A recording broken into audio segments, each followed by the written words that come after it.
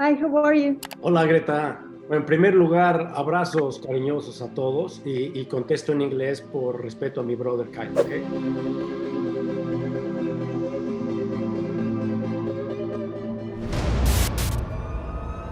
I have to warn them about the conditions on Earth. Take a deep breath. Hi, how are you? Hi, well, thank you. So, David, this story is really special, this movie, because Augustine is trying to contact and warn this space crew about the extreme danger of coming home, and that's devastating. And I'm thinking that at this very moment, it's not science fiction, that we are not able to go home to visit our parents, our friends, my grandpa, my grandma, because there is certain danger in doing that. So this movie is very important at this very moment. So what do you think about that? Yeah, it's a surprising, shocking, unbelievable, I mean, truly unbelievable thing that this is where we are. I mean, we finished the film in February and then boom, the world changed once we all got home for a little while. But yeah, look, the good thing is that things are not as bad in life as, you know, in the movie. You know, we're not literally looking at the end of the world. And so hopefully the film can be a cautionary tale of what happens when we just take without giving. I mean, as people and as citizens of the planet. But yeah, you know, we're all in a state of shock that this is where we are in the world right now.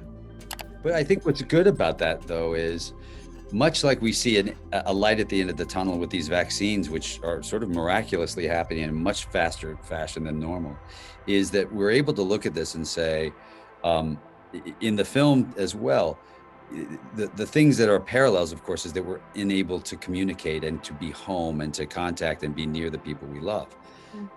But both the film, because the film at the end says, there is hope and there is light at the end of this tunnel. And I feel as if here in our real life, we're starting to begin to see some light.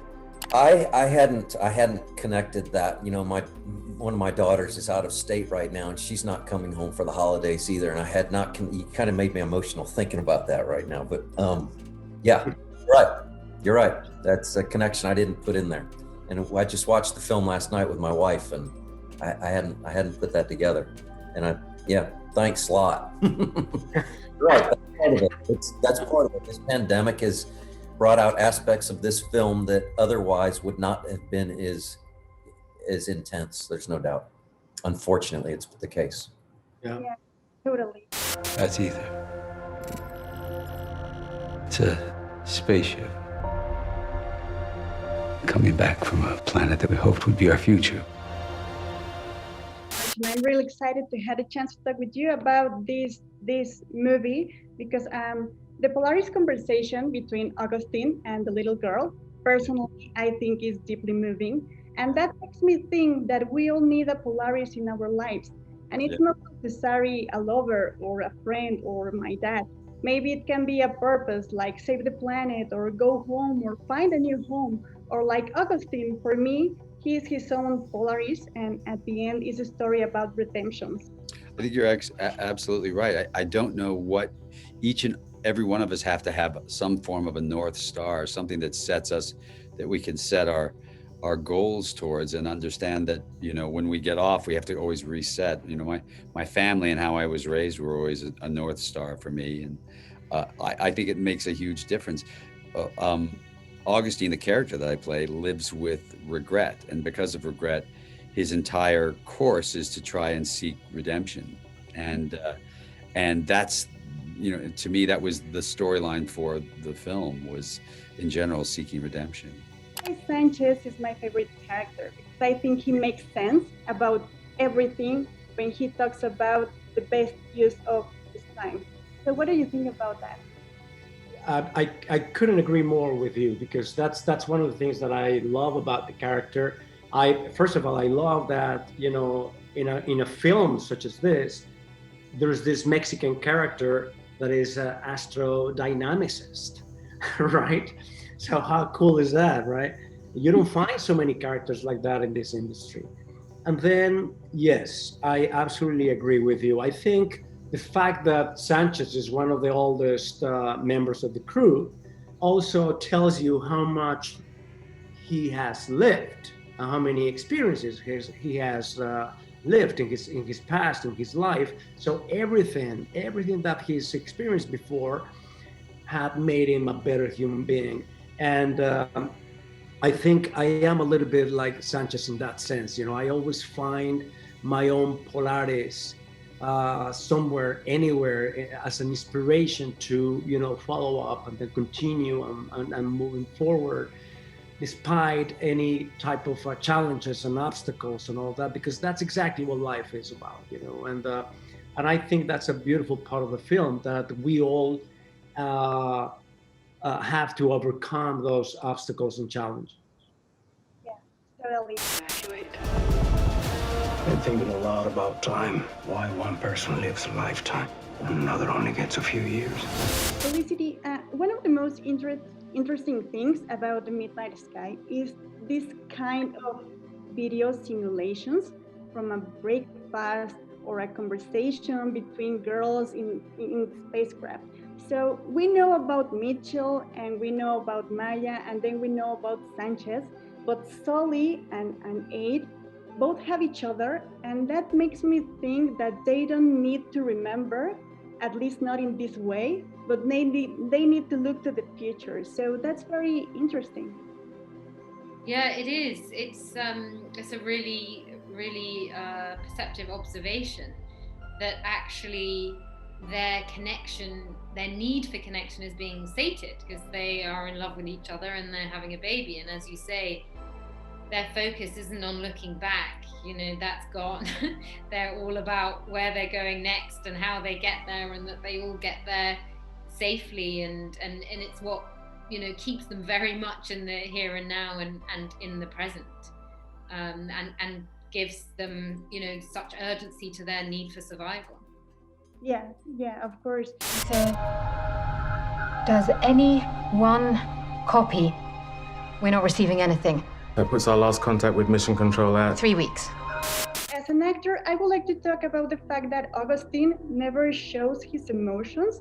He doesn't smile or anything, and he is very ill and he is in complete isolation, and that makes sense.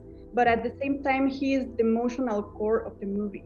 And the idea of being the last man on earth, it's devastating. It's a great character. So as an actor, how was that?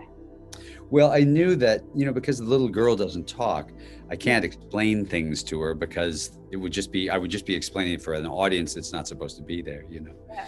So we used the score in order. So if I don't react, you know, basically, because I have a little kid and I'm taking care of her, then you know that I've at least got a decent bone in my body. And the score itself is telling us what and how we should be feeling, as opposed to the actors and the storytelling. And so I always thought that the most important thing in this was going to be how the little girl, Kaylin, reacts to me, mm-hmm. and then how the music tells us how we should be feeling. Yeah, totally. In a scene in the movie, Mitchell is watching on the beach in the spacecraft. And that's interesting because both movies are very similar, but at the same time are the opposite. Kramer's movie is about the end of everything, and The Midnight Sky is about redemption. And the fact that Sully is pregnant offers hope. It's the beginning of something. So why did you decide to put that film and that scene in your movie? When I read the script, the first thing I called Netflix and I said, this is a modern telling of On the Beach, because it is the end of the world and people are coming to terms with what they did and didn't do and who they loved and didn't love. The only difference is the ending. It's the last 5 minutes. And the last 5 minutes for our film, I believed it's important, particularly now with the pandemic and everything that's going on. I believed we needed that light at the end of the tunnel. I believe we needed to say, we need this argument, which is, if this is humanity and we're going to just ignore science and we're going to ignore all the hatred and division and all of those things, you know, is it worth it? Is this experiment with mankind worth it? And I make the argument, I'd like to think that it is worth it. And the difference between this and the Stanley Kramer film is he said it isn't. Spaceship that we hoped would be our future. I have to warn them about the conditions on Earth. I don't know all the details. It started with a mistake. I don't know how old is Maya in the story, but Sweet Caroline is a classic. It doesn't matter your age. Maybe you don't know the lyrics, but the song is a classic. So if you had the chance to choose a song for this amazing scene, which would you choose? Oh my goodness. Spice Girls. I tell you what I want, what I really, really want. She would know that one for sure. Yeah. Exactly. That would have been a lot easier for me because I do know the lyrics to that song. See? There you go. And what about you, Felicity? Oh, maybe Locomotion by Kylie Minogue. Oh, there you go. There you go. You started it with Spice Girls. Oh, you're gonna blame me. I see what's happening here. I'm going in that direction. Don't be ashamed. It's fine. I think Sweet Caroline is perfect. I think it's a perfect song. I think it couldn't have been better. You know, there are other songs that come to my mind, but the one that is universal and is so easy to sing, and you know, I'm glad I had Kyle singing with me. Otherwise, you know, I would have been alone. And what about you, Kyle? Would you choose another song or the same? No, I'm not gonna. You think I'm gonna say out loud in public that I got a better song? You have that thing? No, it's a perfect song. Perfect song. Okay, so thank you very much. That's all. Thank you, Greta. Saludos. Besos. That's all, George. Thank you very much, and it's a great film. So thank you for that. Thank you very much. In our galaxy alone, there are billions of stars.